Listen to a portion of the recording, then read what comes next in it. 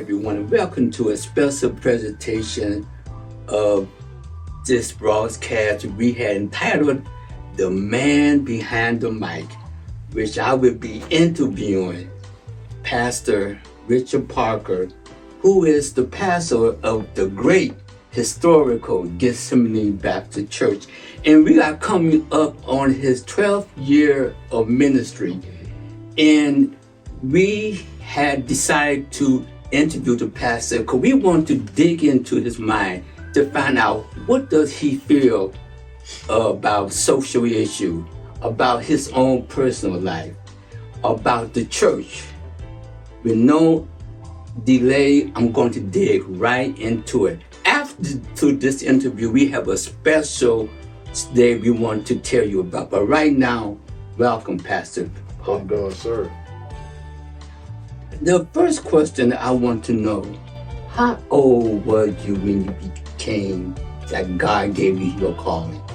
I was 21 years old. And can you expand on that? What were you doing at that time? 21, I was back and forth from the streets of Cleveland to basically playing church. Kind of going back and forth, you know, that type of Christian that parties on Saturday but go to church on Sunday. I was that guy. Had an experience one Saturday night and had a vision of my two grandparents. And the thing that happened to me was like, it had to be God. So I had this vision, whereas I couldn't, it was like a scroll.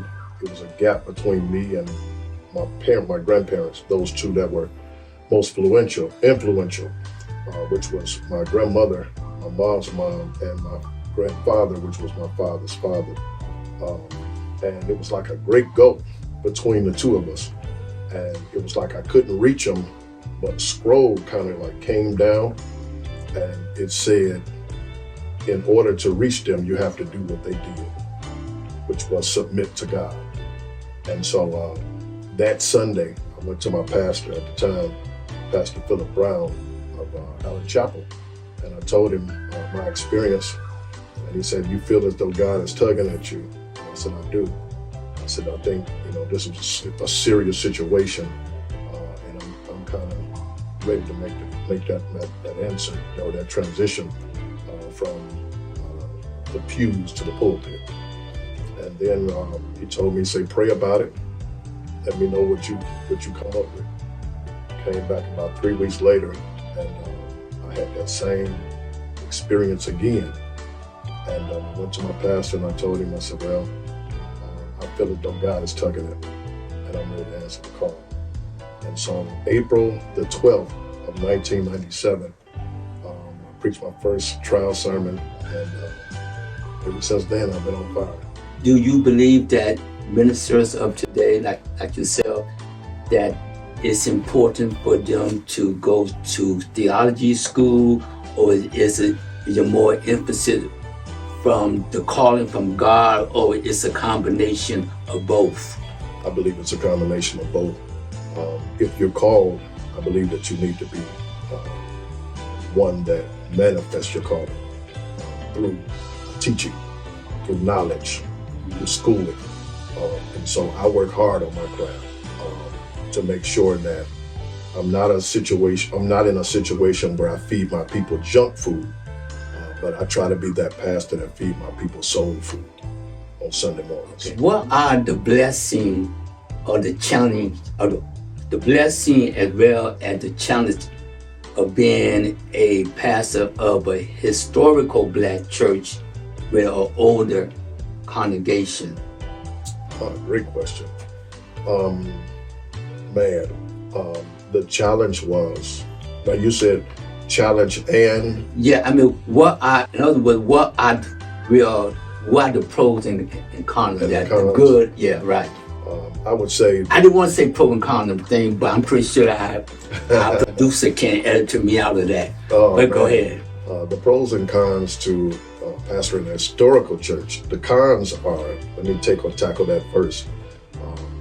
The cons are the traditionalism, because many of the old churches or the established churches, they're get fixed in traditionalism versus being in the movement of God.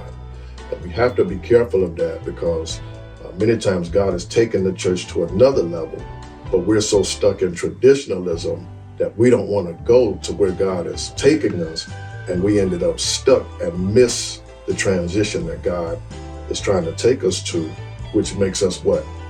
Stuck in the rut, a church that doesn't move, a church that's not progressive, and things of that nature. And so the pros is the good part.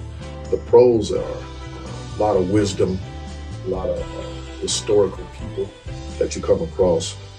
You learn a lot from the pastorate level of the people that you pastor. You learn a lot of the institution because of the people that are older in the building. So those are the pros and the cons of pastoring the quote unquote the historical Gethsemane Baptist So Church. do you think the people love the institution, or did they love the pastor? Tricky question. Here we go. I believe, and this is not pastor speaking, but this is Richard speaking, the man behind the mic. I believe that not everybody is going to love the pastor. But I do believe that when you come in as the pastor, they will go along with you or respect it, even though they don't like you. But many of the people that you pastor, even though they don't love you, they love the institution that you pastor. Do you think the black church have failed the community, especially as it relates to young people, especially as it relates to the drugs we have, especially the gun violence we have with young people?